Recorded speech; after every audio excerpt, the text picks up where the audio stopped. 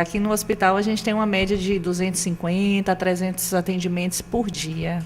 É uma média diária, alguns dias um pouco mais, como na segunda-feira, na quinta-feira, que são os dias com muito movimento. E outros dias com menos movimento, mas a média fica em torno disso. Às vezes a população diz, tem 3 médicos aqui, a gente aqui só está vendo 1 ou 2.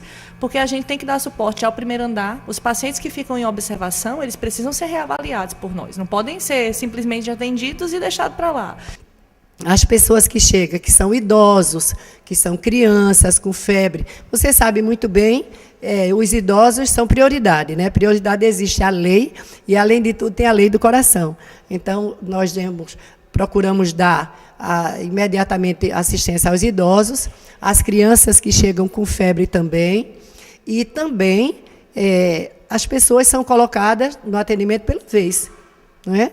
Todas as outras pessoas são atendidas pela vez, porque se realmente há uma emergência, como eu já falei, já vai para a sala de atendimento. Às vezes as pessoas podem chegar aqui e não ter o médico no atendimento, porque o nosso hospital só não é composto do atendimento lá embaixo. Existe a sala de emergência, existe o primeiro andar, que às vezes as enfermeiras solicitam a presença do médico, segundo andar, porque o segundo andar são onde ficam os internados, e o primeiro andar são os pacientes que estão sendo observados. Cirurgias também. Então, às vezes, as enfermeiras técnicas convocam o médico e o médico vem imediatamente. Então, ele pode estar atendendo as consultas lá nos 2 consultórios, mas se há uma urgência, sala de parto, primeiro andar, segundo, a sala de emergência, com certeza o médico para aquele atendimento e vai.